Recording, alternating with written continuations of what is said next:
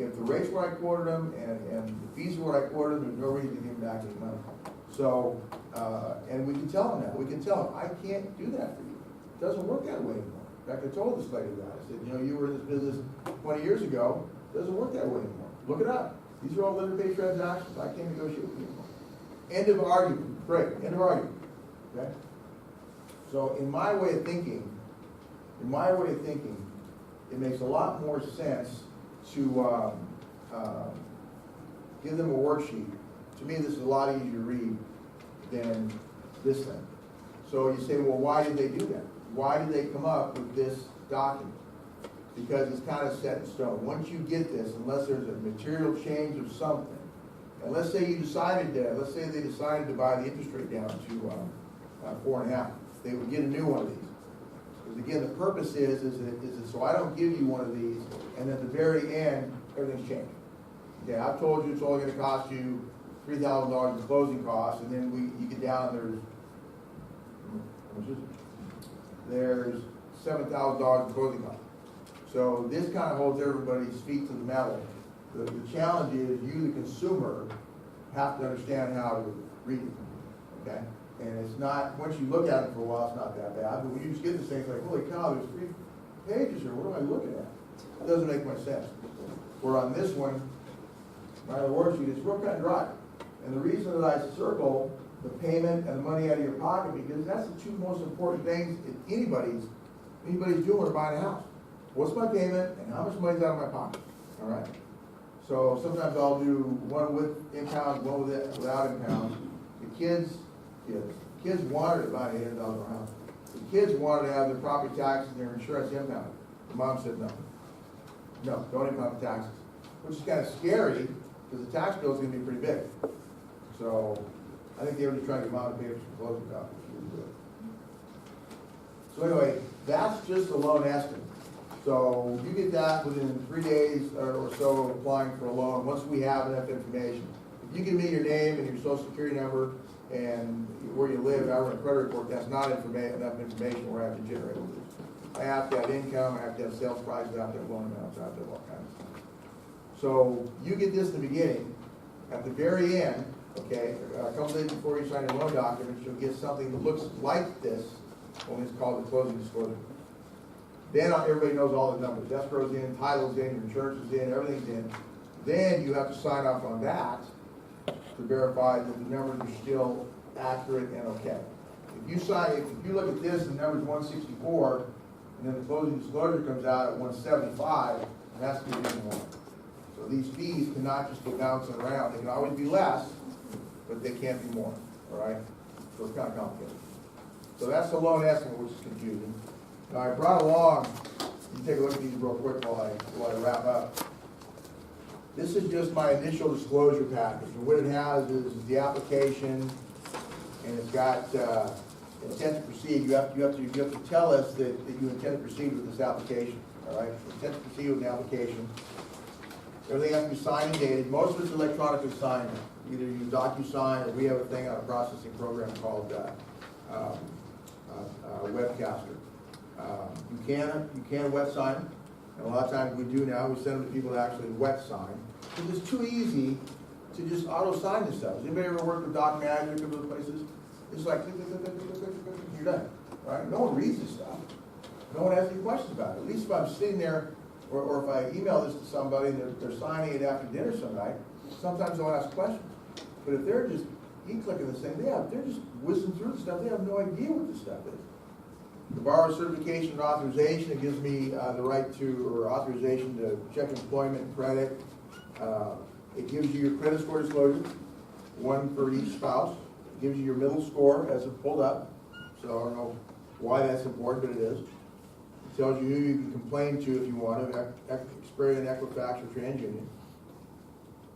That one for each of them. And we always use the lower of the middle scores of all the borrowers. If you got mom and dad co-signing, we use the lowest of everybody's middle score. Disclosure notices, affidavit of occupancy. It says you are going to live in this property. You sign this and then don't, and they find you didn't live in the property, there's a problem. After the bad old days, a lot of lenders did occupancy inspections. So once you move into the property, within 30 days, you get a knock on your door, and there'd be some guy they didn't pay much money to verifying you moved into the property. So they don't do that much anymore. Anti-coercion statement, it means no one's got your arm up between your shoulder blades making you buy this house or get this loan. Fair credit reporting, and then for FHA loans, there's a little bit more disclosure that you get a little more protection. Equal Credit Opportunity Act, no discrimination about anything. Right to receive the appraisal. You get a copy of the appraisal now, they send it to you directly. Why that's important is because let's say that you bought a house and put 50% down. Don't you still want to know what it appraises for? So if it comes in 100 grand less than you bought it for, you could still get the loan, but wouldn't you maybe want to renegotiate the sale price? Well, in the old days, people would either not give people a copy of the appraisal or they'd alter the appraisal, change the number. So now it gets emailed to you directly from the appraisal management company. Okay, 28 to 35 pages. Servicing disclosure tells you who's going to get your who's going to service your loan. It used to be just the biggies, you know. Countrywide did a lot, B of A, Wells Fargo, and then now I think I explained there has to be skin in the game. So lenders, mortgage bankers have to have some kind of a servicing arm, which is turning into a disaster. Has anybody heard of Mr. Cooper? Mr. Cooper. So it used to be Nationwide, Nation Star Mortgage used to do a lot of servicing, and they morphed into a thing called Mr. Cooper. So if they're going to transfer the servicing on your loan, you get a loan letter from, you know, B of A saying they're going to sell your loan, and then Mr. Cooper sends you a letter saying they're going to service your loan. Well, if it's another big letter, Wells Fargo or Chase, something like that, it sounds pretty legit. If you get a letter from Mr. Cooper, then that sounds kind of weird that they're going to start collecting your payments. And that was a big scam a lot of years ago, was that you'd be making your payments to Wells Fargo, then you get a letter in the mail saying, hey, you're now going to make your payments to Joe's Bar and Grill, starting on December 1st. So you make 2 or 3 payments to Joe's Bar and Grill, and of course, they're not your servicer. Then you get a letter from Wells Fargo saying, where's your payment? I'm sending it to Joe's Bar and Grill. You know, how's that work out for you? So now you get a letter from both of them. But we don't service any loans. We transfer all our servicing. This form typically has to be wet signed. This is the request for transcript of your tax returns. The IRS typically won't accept DocuSign documents, so you have to physically wet sign this thing. Okay? Which is kind of cumbersome sometimes, but it has to be done. And the last one I usually send out is just a fair lending notice for fair lending and no discrimination. So we pass this around just so you can look at it. But again, what's unfortunate about this is that I have an attorney we're doing a loan for now, and we scan him or send him a copy of the loan application to be completed or to be e-signed. And all it does is there's a place where you consent to accept the e-signed documents, and then it just takes you right to where you're supposed to sign it. You just click on it. So if you're not careful, you're not reading anything. So this guy was reading every page of everything we gave him. He had like 15 questions that he asked me, and actually it was a good thing he did it, because this never happened, but I actually made a mistake. His name is Johnson, and he spells it Johnston. Okay, and I had just Johnson, no T. So if I looked at the W-2s and stuff, I would have realized that, but I didn't. So he caught that. He caught the vesting. And he caught a couple other things that weren't really germane. My point is, that's the only guy in the last 3 years that's ever asked me a whole bunch of questions. Sometimes people will say, well, I've only lived here for 3 years, and you've got 3.5. Big deal. Okay, so I'll go ahead and change it for you. So I usually tell people when they get the initial disclosures, I say, you know, this is a roughed out application. Any changes, tell me about them. We'll get them corrected for the main application. But for the most part, this is just designed to get the loan into underwriting. So a lot of times I never even meet the people who are doing loans for. A lot of times people want to come in and see me, drop stuff off, just to see that we're an actual person. That's fine. But you can do an entire loan without ever meeting anybody. You could actually do it without really talking to them much. If you're into texting and emailing and stuff, just you send them a stuff. I just sent you the webcaster thing. As soon as you get it, open it, e-sign it. I get notification it's back. I'll email you the 4506 from the IRS, wet sign that, scan it, send it back to me. It cracks me up. People will try to take pictures with their phone, you know, and then send you stuff. And it comes out horrible, you know, horrible. A lot of times, by the time we scan it and upload it, the lender looks terrible. So if people don't have scanners, most people do, sometimes at home, and certainly at work, we tell people, go get one of the apps from the App Store, one of the Scanner Pro things, and they work pretty good.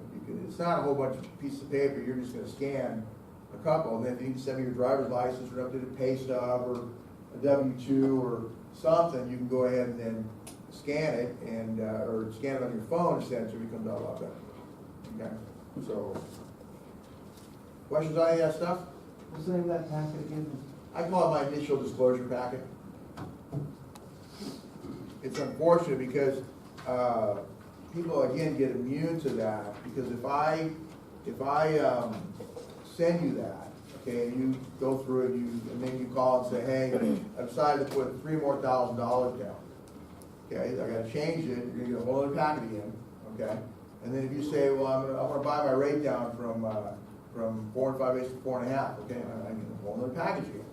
So some of the lenders are so anal about this. I mean, first of all, they hire compliance people, and that's all they do all day long is make sure they're in compliance with the CFPB.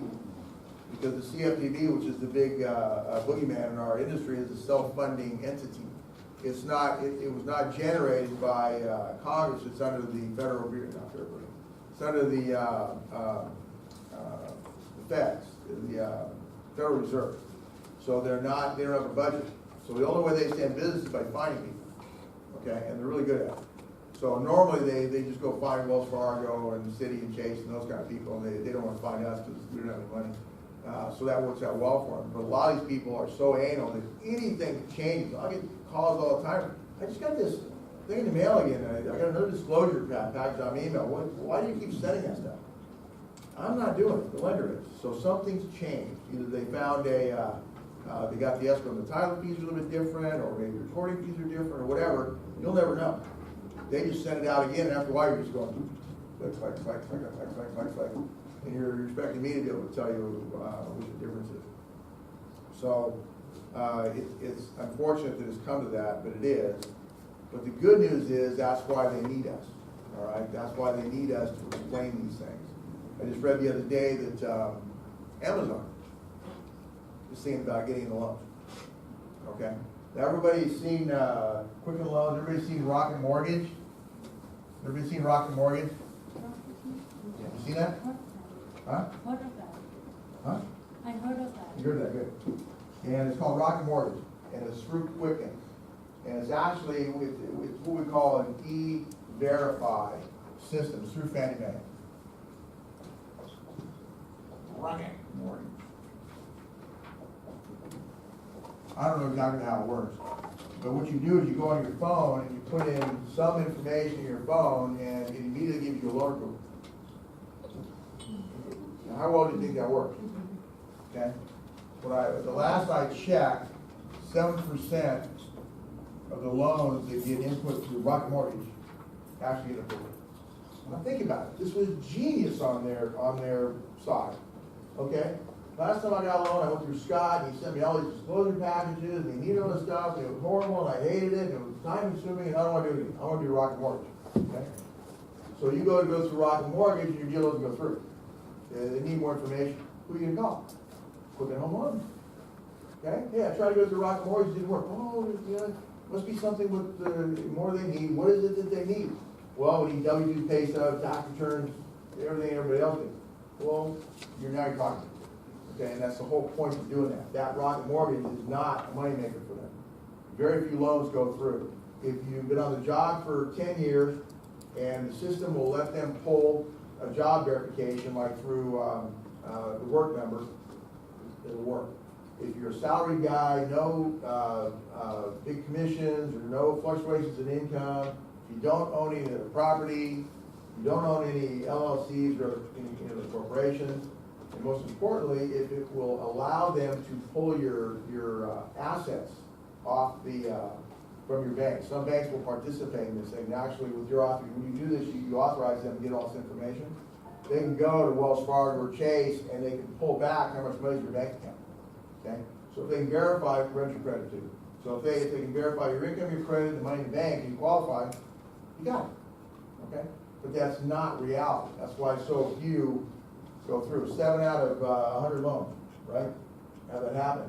But once you get turned, once they need more information, now you gotta call them. Now you gotta call them, and then they've got your loan. So it's actually genius on their part. Someone said, well, that was super, why'd they do it? For advertising. I mean, we just watched the big golf tournament, and Ricky Fowler was all over TV with one of the announcers, Rocket Mortgage, sign up for Rocket Mortgage. And, you know, happens real quick. So they say it does, but it really doesn't. So, any questions on that stuff? Pretty easy. Everybody seems fairly awake. That's good.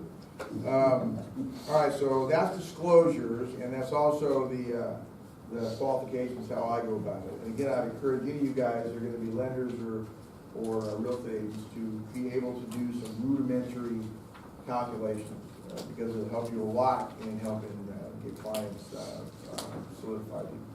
Most realtors can't do that. I wish they would. We tried for a long time. And we still do try. We're going to do a lunch and learn in a couple of weeks, I think, and we'll try again. You know, we always explain this to them, but it doesn't always work. All right, so remember, next week, we're going to do chapters, I'm going to go over chapters 7, 8, and 9. And then we're going to have a quiz on chapters 4 through 6. So everybody sign the roll sheet? Yes. Okay, that's about all I've got for tonight.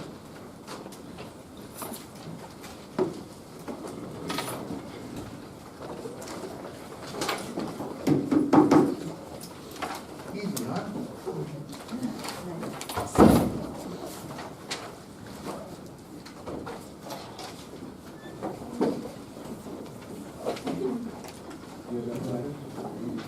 Yeah? Don't get your, don't get that.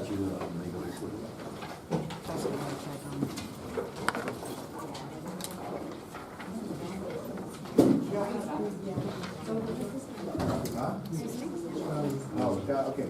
So all you do is you take this, okay, figure that out, and then you work your calculator backwards. In other words, you got to figure out the loan, all right? I guess you have to. So I'm gonna drop it down, put it on the door tonight, right? Put it in the car down. Blow it out, put it in the door. All right? Yeah. All right. No. All right, so, work? Yes, All right, it works. so put it in the can. And is the can done? Okay, so you have to have an advertising copy. You have one on the phone? No, this one, you have three, sorry, this is the stuff. You have this one to talk about?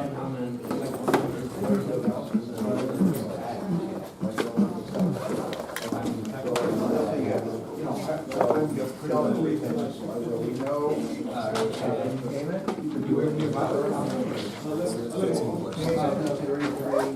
you put in 33, 83. And that's payment. Then we do 30, 4.5 interest. Now, the total calculator,